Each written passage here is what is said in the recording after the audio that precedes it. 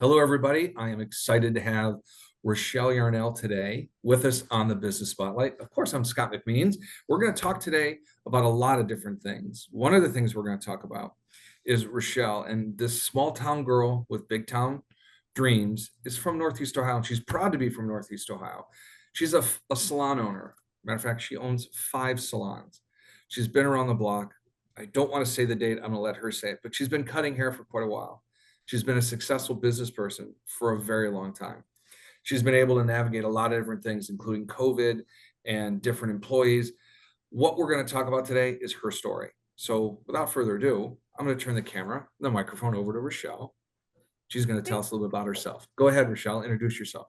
Thanks, Scott. I am Rachelle Yarnell. I have been a stylist since 1992. And sometimes that amazes me that I've been in this industry for over 35 years. And it's a lifestyle for me. Truthfully, I started cutting hair, wrapping perms, watching The Love Boat in the 80s with my family. And it's kind of gone full circle for me because now we have all these teenage boys and a lot of Asian community with Case Western Reserve that want perms. It's really popular again. So I always kind of That, say to people, never think you're done doing something because you'll always do it again. I always say never. And I truthfully enjoy wrapping perms. It's kind of like just takes me back to look at my fingers. They're already going. I'm like, you just wrap them up and we're getting going. what I think is amazing, never underestimate a fad or something coming back. Nothing ever goes out of style. It just has to wait until it's popular again, right? Yeah. And what a full circle moment for you to be in business. You have these locations, you're doing successfully well, and now perms are coming back, and that's how you started. It's such a crazy environment. It really is. And I think what's interesting is I've always said I'm in the business of people. And it Mhm. just happens that I facilitate hair, right? At the end of the day, when I think about what I do, is each guest is really important. I have guests that I've had long-term relationships of over 30 years of doing their hair. And that's like it's been amazing because I've started like I can name a few customers, they resonate with me right now that I started doing their hair when I was 19. I've seen them go through cancer. I've seen them lose Mm, children. I've seen them have grandchildren. I've now seen their grandchildren graduate college. And it's so much more yeah. than I just am a hairstylist. I think I'm a lot of times part of someone's family. I'm always accepting new guests because they are what keeps me in business. And I hope to instill that in my stylists that just because you want to be a blonding specialist, don't forget that someday that person is going to have a little girl or have a husband or whatever that is, Hmm. and that you're truthfully, we are in the business of people. So I'm no different than any other small business owner in Northeastern Ohio. I just seem to get to be able to touch people a lot more than others, right? Because if you think about your typical day, most people don't actually touch you. And I literally am right there touching your scalp, touching you. Yeah. And I think it builds a different relationship and it's kept me going all these years. Well, I think what's wonderful about what you do, you're a therapist, you're a hairstylist, you're a business owner. And sometimes you're all three in the same moment. Sometimes you're only one, but your relationships is what makes you who you are. And wanted to get into this conversation a little bit differently because you have a different business than most people think about, right? You're not producing a widget that somebody buys, uses, and then they never see you again. You have a service that people need or want on a routine schedule. If you're really good, they keep coming back. If you're not, you see them once and you wonder why didn't they come back? So what I love, the first thing you said is I have a number of guests and I'm in the business of people. So people are the main reason why you have your business, and they're going to be the main reason why you maintain or keep your business. It's how you grow. But the relationships that you have as a business owner and as a salon, as a stylist are multifaceted because you have yourself and the relationship with your guests, the people that you style for. And then you have the relationship between you and your employees and the relationship they have with their clients. So there's a lot of people that are involved, and it's up to you, Rochelle, to make sure that there's this really good, cohesive, happy environment that people want to come back to. So I asked the question now, like, how do you do that? What is your secret? It's so much. I don't know if we're gonna get it through in one visit Yeah. together. So we do one-on-one coaching, and I have taken the time to pivot with my team. And I think that's the biggest thing is it's never going to be one way and that's the only way. So you Mhm. always have to be willing to adjust, open to learn, and that's been the biggest takeaway for me. And lead by example. If I show up late every day to work, if I didn't dress for success, if I didn't continually train, I probably would be doing a disservice to my business. So we do one-on-one coaching. I have a team. I don't do this alone. So we have a whole group of accountability coaches that reside in each space that kind of follow the systems, right? I'm a big believer that people don't fail, systems do, right? If we believe Mhm. that if we write a system and everyone follows the system and we talk about the system, we will have success. So that's kind of a lot of it in just trying to keep it short and sweet. But we do team trainings. I use the Paul Mitchell School right there in Twinsburg. It's kind of a nice central location. I've been a national educator with John Paul Mitchell System since 2003. So that means I travel, teach trade shows, teach at a higher level to businesses and professionals when we launch new products. So my team just happens to get that firsthand because I've spent so much time in that relationship. So I wear a lot of different hats, and I always have liked that. I'm extremely hyper, probably would be ADHD or something, but I just decided a long time ago I didn't need to be put into that case. And my parents were always like, "You're just hyper." I was the kid that was straight A student, but always on the report card that said, "Rachelle talks too much in class." You know what I mean? Like it was always, she's a joy to have, but she talks too much in class. I don't know. It's just the way it worked for me. Well, you're busy. You're thinking. Yeah. That's an interesting thing. I want to ask you about what the relationship you have being an educator has to do with your ability to be a leader. I mean, I think that working for a company as large as John Paul Mitchell Systems, the number one global company in the world, they train me and they teach us systems. And, I'm not the same person I was when I started with them in Mhm. 2003 to where I'm at now. And having that as my leadership and as a coach and someone that has trained me to facilitate education, it's pretty incredible, right? Like I've kept that relationship because it's a global brand and I can brand myself with them. So when I started out Sure. really small and I can use all of their, all their photos for my own websites. I picked up on that in 2007 that why go about this on my own when I could have all that marketing created for me. So I knew Mhm. that and who would have thought that we would have Instagram and Facebook and like all of these pieces weren't even existing at that time of my life. And they make them for me. So they take a lot of that guesswork out of there, and I've been able to use that to facilitate my business. And that's great. I'm interested as well about when you are an educator at heart, I think it's easier to coach people and be a leader because part of you isn't mirrored in do the process. Your main focus is helping somebody understand a concept so they can do it themselves, right?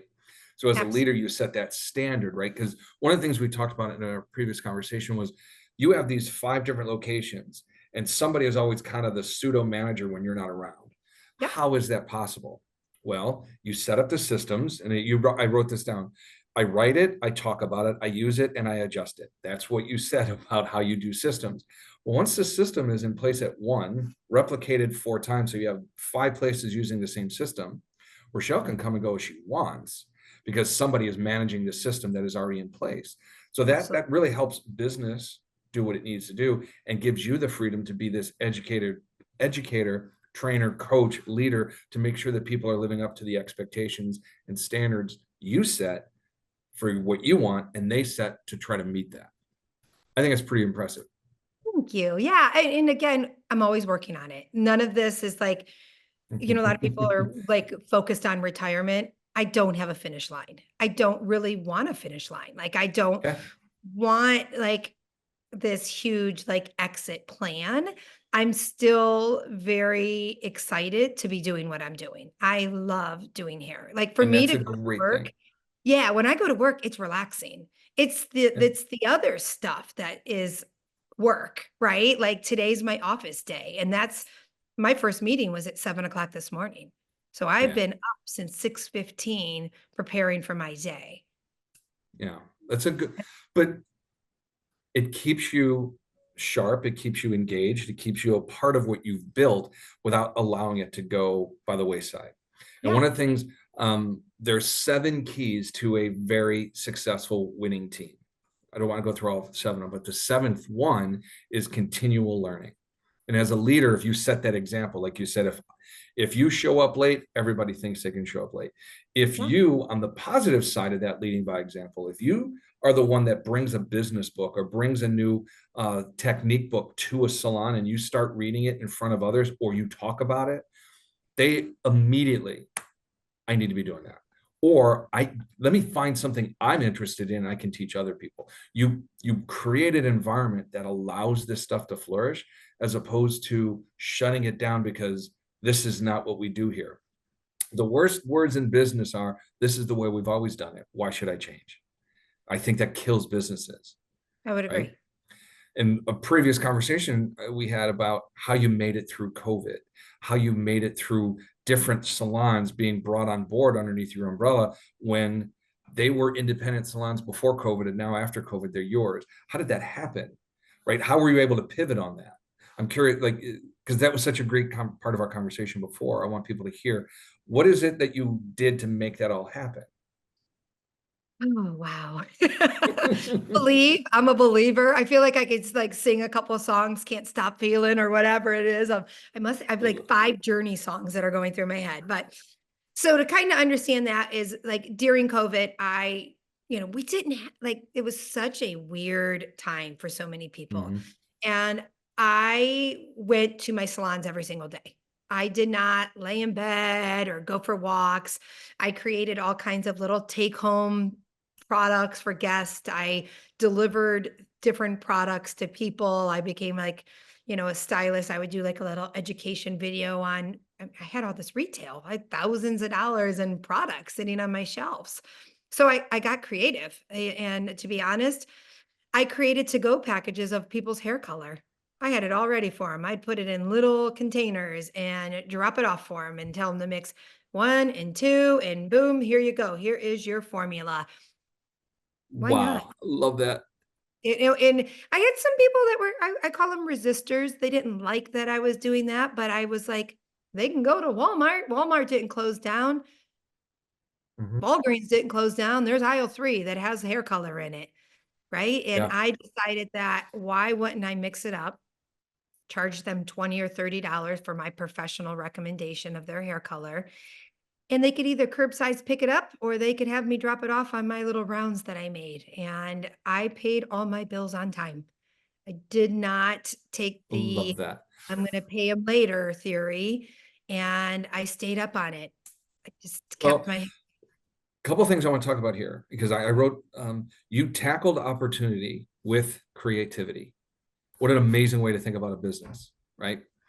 And the irony of the conversation I started with you was, okay, to walk me through how did you go from so many salons to 5 during COVID, and what you're leading into the next part of our yep. conversation, which was you decided to tackle an opportunity with your creativity. In that, I know they can't come to see me as often as I want them to. I'm going to go see them, right? I'm going to change the paradigm a little bit, Yeah. and I mean, it because of was that, go ahead. closed down, right? Like Mhm. it was against like policy. And as a small business owner, I was like, well, these people I've known forever, I can walk them out their product and I can stay in contact. I have a book of business. I just have to do my book of business differently. And it was a choice. You could choose, like I said, a lot of people chose to just stay home or panic. There was a lot of panic. Mhm. I did not panic. I was like, "All right, well, let's figure this out. Let's look at big picture. My rent is X amount. I need to produce this amount per week. I need to produce this amount per day. And how am I going to do it? And because we didn't have the PPP loan talked about yet, they didn't have solutions. Like that wasn't talked about in week 1, 2, and 3. There No. wasn't, that came later. Like I know people, being that I'm in Northeastern Ohio, I have a lot of clients, customers, guests that work for big banks. So I had friends that were working for PNC that were creating this opportunity for small businesses, right? Yeah. They had to make it. Just like I had to figure out how to make it, they were making it so they could support the businesses. So it was weird how my alignment and my conversations were with people were going. And a lot of people said, Rochelle, if you can show up, show up. Yeah. And what I want to get to on this topic, because I think is really cool how you took on this opportunity. But on the other side of the equation is you were able to not only tackle the opportunity with your creativity, you were able to tackle a huge opportunity because other people decided that they weren't going to be creative. They weren't going to step outside their box. They always wanted to do things the way they did, and they were able to sell their salon to you Yes. at a discounted price, Yeah, right? I got a salon that is in Strongsville for a very low price, Yeah. and it was turnkey. The only part of the turnkey that has and was a challenge is there was no staff. So where a lot of salons have ran into challenges is the independent contractor. So a lot of stylists that maybe were in that space, I don't know, I never met any of them, pivoted, Hmm? either decided to do hair at home or decided to do hair in a suite location. So I have a beautiful salon that I had to rebuild the staff. So I've done it in the past. I mean, it's that isn't the worst thing. I mean, all of the fixtures are there, all of the brick and mortar, and now we've just had to pivot and grow team members. So I was lucky I could pull some people from other spaces to kind of support and be leaders, and then we've been able to grow that team. Yeah. I mean, the key is there's always people in school, no matter how you spin it. Somebody else is Yep. graduating, somebody else is moving. Cleveland's a great place. So I'm looking for experienced people that maybe have relocated to Cleveland. Our cost of living is phenomenal compared Yeah. to other places in the United States. What I think is so neat about this part of the story is because of your willingness to take a calculated risk on an opportunity and somebody not willing to step outside their comfort zone, you were able to take advantage of that situation. Not in a bad way. You actually helped somebody by buying their business out so Yeah. they didn't have that burden anymore, right? But I want this to be a business lesson for people to think, okay, when I have an opportunity to be creative and do something I've never done before, should I bail on that or should I take that step forward and do something about it? And you are a major screaming endorsement for take the Just, risk, yeah. move forward, right? Do it. Yeah, there's no sense in my word is to now. Tomorrow's too Yeah. late. You gotta get in there and do it now. Um I've always loved Nike because they had the best line. Just do it, right? Like Yeah. sitting there thinking about it is not gonna fix the problem. Just get in there, get a little gritty, be a hustler. There's nothing wrong with it. And again, I'm very blessed in the fact that I love to do it, right? And I'm not one to sit on the couch. I'd rather get Yeah. up, get going, find some friends. I feel like doing hair is like recess. It's fun. I'm creative. I'm hands in. And so I'm very fortunate, and I'm not You afraid. found a career that you love, and that's something too I want people to realize. When you're a technician, whether you're an accountant, whether you're an electrician, you're an HVAC person, a mechanic, no matter what your technical skill set is, if you love it and Yeah. do it hard, do it incredibly well. And then when you go to make a business out of it for yourself, know your skill set, know what you are and are not willing to do. We had this conversation before is, do you ever see yourself not doing hair anymore and just running this business? And I love it because I didn't even finish the question and you started shaking your head. You're like, no, I love cutting hair. Okay. Now, here's something that a business coach will tell you: you should not be doing that. You should be a technician or you should be an owner, the E myth on personified. But you're telling me, no, no, no, no. I'm both. And I'm a business owner that just so happens to cut hair because I need that mental escape. I need that play time where I can be creative and I can do the things I need to because it helps me flourish as a business owner. Because when I'm doing this, I may have an amazing idea because I'm doing this something that unleashes my creative brain. And I think that's a brilliant way to look at it. I will warn though, most people don't have that capability because they don't love what they do. They do it because it pays the bills. You truly love what you do because every time your eyes get big and you get passionate. So I know you love what you do. Not too many people have that. So I want to make sure that people, when they're trying to follow your model, you better damn well know in your heart, I love doing this. Yeah. Because if you don't, it's going to be a struggle to try to do Sometimes you both. got to just fall back in love with it. You got to Yeah. remember why you started this. And if so, I'm reading E-Myth Revised right now. And I think what's interesting is I share it with my team members, and there's days that I'm the technician, there's days that I'm the entrepreneur and I'm the visionary, right? And Mm-hmm. I will like literally slow them down. I'm like, "Hey, I'm being a technician today. Like don't bring me the I need to solve your problem today because I'm a technician. I'm all about my guest. I'm all about this. And I do that so many days a week. And then there's allotted time that I can be a visionary, the problem solver, whatever that looks like. So if it's a salon owner is like, oh my God, I can't do it all because my staff's always coming to me with problems, designate time for them. And Yeah. it's really simple once people kind of realize that's what you want to do. And I've had people that just, don't mean to do it, but they come to me when I'm being a technician and I'll say to them like, "Hey, I know that you need me to talk to you about this. Can we schedule it for this day?" And they usually look at me and when we have that conversation, I'll say to them like, "Hey, I know that you really needed me, but think about the day that you're behind the chair. If I came to you and wanted you to solve that problem, how would you feel about that?" And they're Yeah. typically like, "I understand." And we have code words, the green comb. If you really need me, like, hey, did you see my green comb? I'll be like, oh, I'll meet you in the back room. Like, you know what I mean? Like there's gotta Okay. be ways that if it's urgent, we can address it. But typically, I believe most people can solve their own problems. You And brought up this is a great point, and I want to make sure that people understand this because the circle that you're creating started with we have a system in place. We wrote it, we talk about it, we use it, we adjust it. And now somebody is coming to you in your technician world and they know the system is I'm not allowed to talk to her right now about this yeah, unless it's an absolute emergency, green cone, right? But yes. if because they know the system, they know, okay, I can't talk to her about this right now. Do I have the autonomy, the authority, the accountability to fix this myself? Yeah, I'll take care of it. I don't need Rochelle to tell me what to do. I already know what to do because the system tells me that. I just wanted reassurance. Okay. Yeah. That has so much more power in a business that allows their employees to do the things they're empowered to do. I would also say most business owners don't empower their team because they don't trust them enough. You clearly, I love the emotional connection you have on your face. Because you know where I'm going with this. When you trust somebody with the business that you work with them on, they know they're trusted.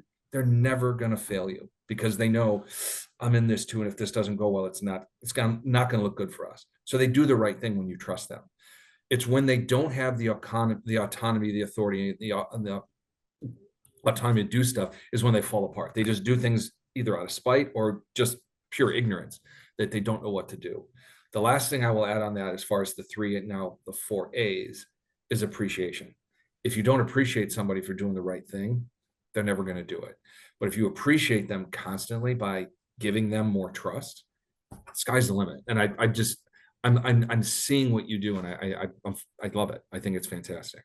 Yeah. And I've actually upped that part too, because I realized that it's really easy to say thank you, but we live in Mhm. such a like busy world that that thank you might not actually be absorbed into the person.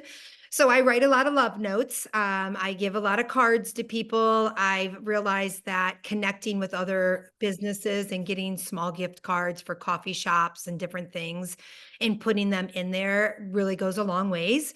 So, I've connected with other local businesses and I'll give Oh, them great. a card to my salon and they'll give me a $15 card to the coffee shop. And then whenever I just feel like I want to give someone a love note, I slide a little thing in there and I write a handwritten card and I'll leave it on their station. And it, That's it might fantastic. be that same day, it might be 2 days later. Um, but I do think people love acknowledgement. So, Hmm. we've actually just started this Friday is going to be our first day where one girl is going to be our she's culture patrol. And she's going to, we have this concept that was used back in the early 2000s by a gentleman named Win Clayball. He is the founder of Paul Mitchell Schools, and he wrote a Okay. book called Be Nice or Else.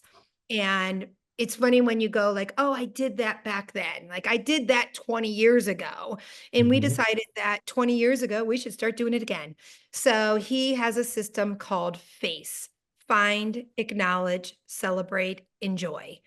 And one of the young ladies that works for me 18 years ago saw me teach a class at the Paul Mitchell School. And when she moved back from California, applied for a job. So now she works for me.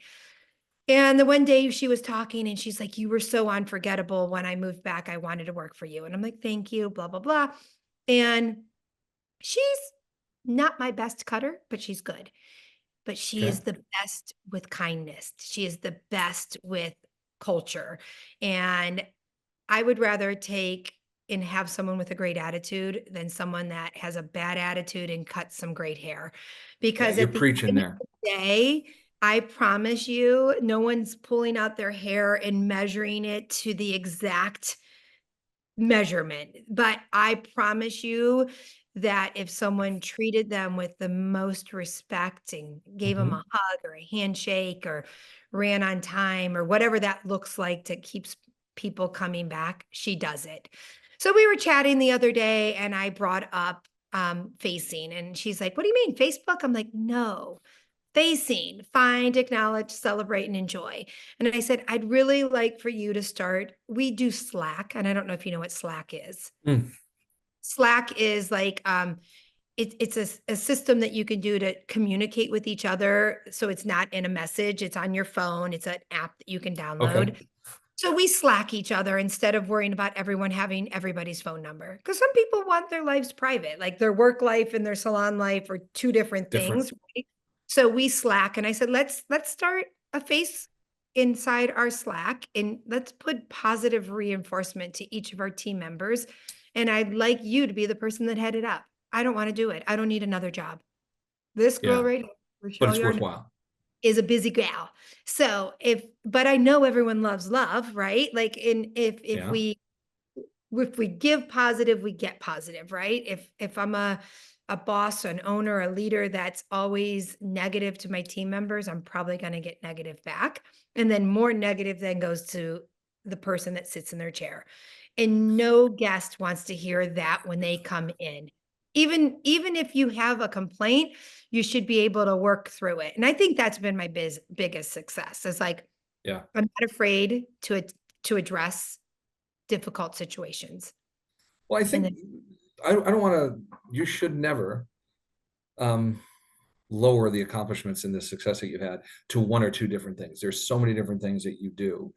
And I think your ability to see through what's happening and what ought to happen is a very strong power. It's a superpower of yours. I think that you can see what's happening and be able to step into it. Because one thing I think most people, like I said, it's not a business that creates a widget, somebody buys it. You're on stage when somebody sits in your chair. And most people don't remember what you say. They really don't remember what you did to their hair. But when they walk out, they will remember how they were made to feel. And that's the absolutely. important part of it, right? So if you're having a bad day and that somehow gets translated from you to your client, when they leave, you could have given them the best style. And they leave like, God, that was just not a good feeling. So you're always on stage when you do your styling. I think that's a very difficult part of what you do. And to be able to have somebody that is now your culture person, love it. It's a different paradigm thought process that I want most businesses that are watching this episode today to pay attention to that. Because the number one reason why most businesses fail, other than mismanagement of money, okay, is not establishing a culture worth a hill of beans. It's the Yep. number one reason why people do not succeed. They don't have a culture. or the one they do is so bad, nobody wants to work there or be a And a customer. lot of owners are afraid to adjust it, you know, and it's simple little things. It's a love note, it's a phone call, it's, you know, getting to work early with some donuts, right? Like, and you got Yep. to start with small little things. And if you feel like you're in a bad rabbit hole, it probably is getting rid of that person that's the most toxic. And it can be And scary. and I don't want to put words in your mouth, but that includes clients or guests. Okay. Absolutely. You know, And I that's have not divorced too many of my clients, but I can honestly say if they're not the right fit for me, I'm not hustling up there to rebook them. And sometimes we have to use, I hate to say it, lie. I'm really booked up for the next 3 to 4 Mhm. weeks. You can go ahead and call in when you're ready. I hope I Well, never do that to someone and they're like, huh, Rochelle, now I get it. But I I, know the I code word. I do think we attract what we want, and Mhm. I do radiate a certain energy. Like, I'm not going to have guests that look at their books all like, read a book in my chair. I'll respect Yeah. people who want quiet time, but I typically attract people that are like-minded, and Mhm. I will always ask a guest, "If you've enjoyed your visit with me today, please send your family and friends that are just like you," because I Great way of want saying it. people in my chair that are just like them. Yeah. Because something to think about too, the standard that you set for yourself in your salon. If you have that standard and then there's a couple bad apples that come in, eventually the standard that you have for the people that love coming there see these bad apples like I just don't want to go back there anymore. It's not what I was used to. It's not what I enjoy. So you have to weed out the bad apples, whether it's guests or people that are cutting hair, employees. I think every business needs to pay attention to this, right? Whether again, I'm going to go back to you make a widget or you're a service provider of any sort. If you have a bad culture, it's destructive and you need to eliminate it. So, And it takes time and it's painful. Like, you know, it's not yes, it gonna happen is. overnight, and I'm continuously looking at it. It's like that's why I say to you, like, there isn't a finish line, right? Like, in No. my own culture can change. My own I mean, I'm 50 years old now, and I'm hiring kids that are 18, and I Mhm. have to respect them, and I have to remember my 18-year-old self, right? Yeah. And I have to go back and say, "Okay, when I was 18, when I was 21, when I was this," and have a shift, right? Because I can't you cannot treat everyone the exact same because they're in different No. spaces and places, and finding how when we do come into these four walls and we're inside that ship, how do we behave or how do we Yes. get to that culture, right? And we say we park our red wagons, right? You got to park your red wagon of stuff, leave it at the outside of the door, Walk in, put do on your your job. superhero suit, right? Like I always say, it's 72 degrees and sunny. It's perfect temperature at all times. And oddly, you did say it's like a performance. And a lot of people Yeah. will be like, "Oh, I want to be a platform artist," or "I want to be, you know, like on Instagram, how there's like an influencer." And Yeah. I'm like, Yeah. you got to start right behind your chair. That is your influence. That is That's your your space. Yeah. that is your space. And once you get good at it there, you can be good at it anywhere. But if you're not good at it there, you can't be successful. So other Not at business all. owners might be like, you know, how do I do that? It's like you got to mimic what you want and then you can mimic it other places. I can cut And hair as well. will get manifested into existence for yourself and your clientele for the experience. Yeah. Rochelle, I can't believe it, but we have been doing this for over 30 minutes and Really? Are you we're done? out Are of we out time. of time? We're out of We're out of time. time. I Yeah, we hope are it out of was time. good. It was fantastic. I want to thank you for being here. So all the information you need to get in touch with Rochelle at any one of her 5 locations will be listed here underneath in the description. And I really appreciate your time. I want people to really pay attention to what you had to say today. It was monumentally great information. So thank you for that. Thank you. Yeah, and LinkedIn was how you and I got connected. So Exactly right. using social platforms to actually be beneficial has been my biggest step for this year. So I do challenge people to like try a different avenue and always be open to a yes. Love it. Thank you so much for your time. We'll see everybody on the next episode of the Business Spotlight. Take care.